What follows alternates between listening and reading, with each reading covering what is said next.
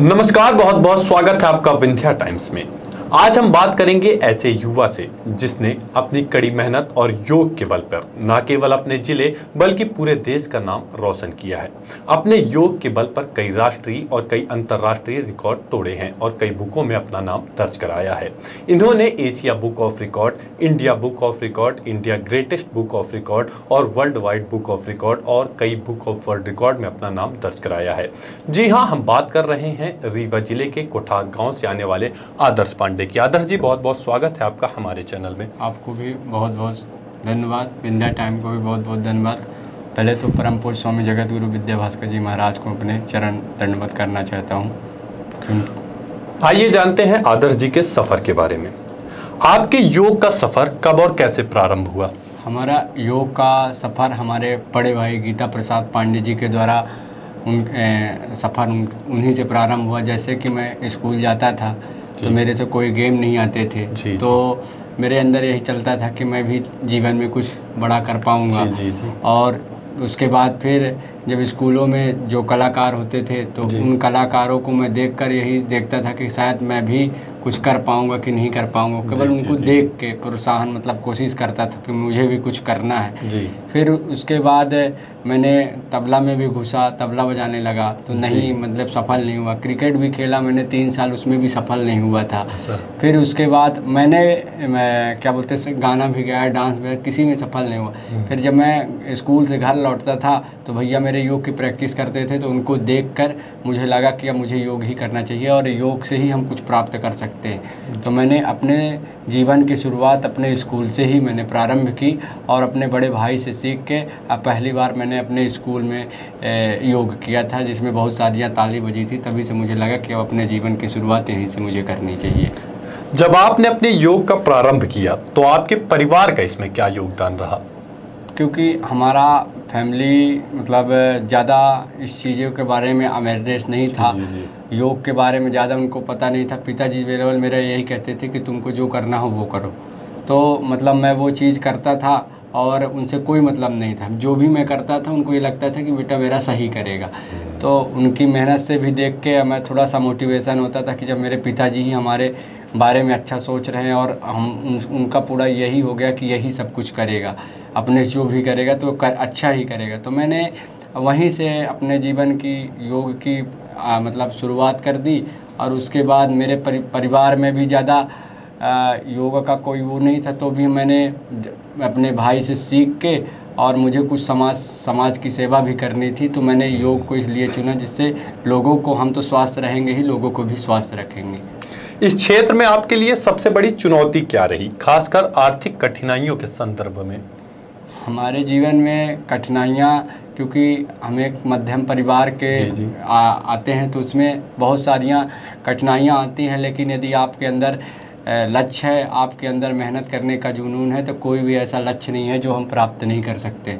तो मैंने अपने जीवन में अपने पिताजी से सीखा, क्योंकि हमारे जिस घर में जहाँ हम लोग का घर बना हुआ है वहाँ घर मतलब रोड नहीं हुआ करती थी। उस रोड से हमारे पिताजी नदी के किनारे किनारे दूध के डब्बे लेके जब जाया करते थे, जब उनके ऊपर गाड़ियाँ गिर जाती थी, गिरने के बावजूद फिर उसके बाद वो मतलब जल जाते थे, तो वहीं से मैंने एक संकल्प रख लिया था कि जब हमारे पिताजी हमारे लिए इतनी मेहनत कर रहे हैं तो मैं अपने भारत के लिए, अपने राष्ट्र के लिए इतना बड़ा नाम करूँगा जिससे हमारे पिताजी का भी नाम रोशन हो और उनको भी थोड़ा सा लगे कि मैंने अपनी जो भी मेहनत की है तो हमारे बच्चे ने इस योग के माध्यम से सफल बनाया है। आपका सबसे फेवरेट योग कौन सा है और ऐसा कौन सा योग है जिसे आपको करने में दिक्कत होती है? मेरा सबसे अच्छा आसन वैसे तो कर्णपीड़ आसन है, जो मैंने 31 मिनट तक होल्ड किया था। उसमें मुझे काफ़ी अच्छा लगता है और मेरे जीवन में उससे बहुत परिवर्तन आया है उस आसन से। और सबसे मेरा कठिन आसन है वृश्चिक आसन। उसमें क्या होता है, शरीर को फोल्ड करके उठना होता है, तो थोड़ा सा उसमें मुझे ज़्यादा कठिनाइयाँ आती हैं। और वो आसन वैसे वृश्चिक आसन जो होता है तो बहुत मतलब अच्छा, और वो क्या बोलते जहर को भी नष्ट कर देता है। तो उसमें थोड़ा उसको भी मैं कोशिश कर रहा हूँ कि वो भी आने लगे अच्छे से। आपने कई सारी उपलब्धियां हासिल की हैं, वो उपलब्धि कौन सी थी जिसे तोड़ने के बाद आपको काफ़ी अच्छा महसूस हुआ था? वो उपलब्धि मेरे कर्णपीड़ आसन में थी। जब वो मेरे को फ़ोन आया हुआ था कि आपको 22 मिनट का वर्ल्ड रिकॉर्ड बना हुआ है एशिया बुक में, आपको 22 मिनट से ज़्यादा करना होगा। तो मेरे केवल दिमाग में यही चलता था कि ये 22 मिनट रुकना मतलब हमारे लिए कठिन चुनौती थी। तो उसको पार करना मैंने 1 महीने काफ़ी अभ्यास किया, 10-10 मिनट करके होल्ड करके, और उसके बाद फिर मैंने उस होल्ड करने के बाद 22 मिनट को मैंने 31 मिनट में परिवर्तन कर दिया, और वो रिकॉर्ड मेरा पहला नाम दर्ज हुआ था उस लड़की का तोड़ के। हरियाणा की लड़की, उसका नाम दर्ज था उसमें। आप पुलिस विभाग के अधिकारियों को योग का प्रशिक्षण देते हैं, उसके बारे में कुछ हमें बताइए। पुलिस विभाग में जैसे मैं जाता हूँ तो प्रशिक्षण इसलिए देता हूँ कि मेरा एक लक्ष्य हो गया है कि हमें समाज को स्वस्थ रखना, और पुलिस विभाग को इसलिए मैं दे रहा हूँ क्योंकि वो हमारी सेवा कर रहे हैं। तो हमारा भी ये कर्तव्य हो चुका है कि उनको हम स्वस्थ रखें, उनको भी योग कराएं, क्योंकि उनको और टाइम नहीं मिल पाता है नौकरी के उसमें कि यहाँ जाना वहाँ जाना। लेकिन मैं ये कोशिश करता हूँ कि यदि वो स्वस्थ रहेंगे तभी ना हमारे देश की रक्षा या हमारे समाज की रक्षा कर पाएंगे। तो हमारा एक मतलब मेरा भी एक दायित्व है कि हम उनको भी स्वस्थ रखें, जिससे हमारे समाज की सेवा कर सकें हम। कई बीमारियों में योग बेहतर इलाज सिद्ध होता है, इसके बारे में आपका क्या कहना है? जैसे कि योग आपने बोला बीमारियों में से, तो बीमारी हमें कैसे उत्पन्न होती है? जब हम कोई काम नहीं करते, क्योंकि आज का खान पान जो है तो सही नहीं है, हम कोई भी चीज़ खा रहे हैं तो शुद्ध नहीं मिल पा रही। लेकिन मैं ये कहना चाहता हूं कि यदि शायद आप योग करेंगे तो योग आपको बीमारी आपको आने नहीं। डॉक्टर है कि डॉक्टर जो होते हैं तो बुलाते हैं मरीज को, योग हमारा यह कहता है कि पहले से ही ठीक हो जाओ।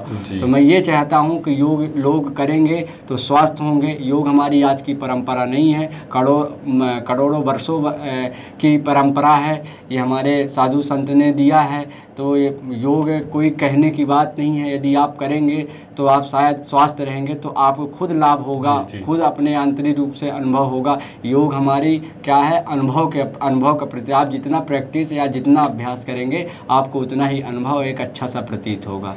इस भाग दौड़ भरे जीवन में लोग योग के लिए कैसे समय निकालें?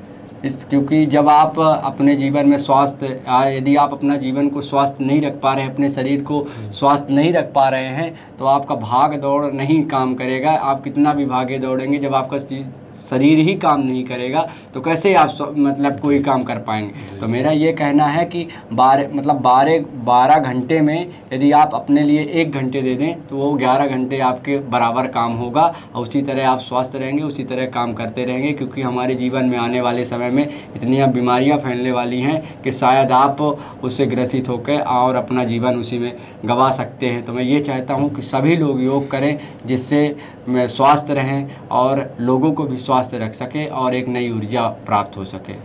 आप युवाओं को योग के प्रति क्या संदेश देना चाहेंगे? मैं युवाओं के लिए यही संदेश देना चाहता हूं कि आप कोई भी काम कर रहे हैं तो आप एक लक्ष्य बनाइए, और लक्ष्य बनाने के बाद आप उसमें काम करिए। आपको केवल वही लक्ष्य दिखना चाहिए जो आप प्राप्त करना चाहते हैं। यदि आप अपने जीवन में लक्ष्य नहीं बनाएंगे तो आपको कोई वो लक्ष्य प्राप्त नहीं हो सकता है। क्योंकि यदि आपको नदी तैरना है, यदि आप चाहते हैं कि उस पार मुझे जाना है, तो आप सोच के नहीं जा सकते हैं, आपको वहाँ पे उसको मेहनत करनी पड़ेगी। वहाँ जाने के लिए आपको तैरना पड़ेगा, तब उस लक्ष्य को आप प्राप्त करना चाहते हैं। तो मैं यही कहना चाहता हूँ कि आप अपने लक्ष्यों में केंद्रित हों और उस लक्ष्य को प्राप्त करके अपने माता पिता का, अपने समाज का नाम रोशन कर सकें।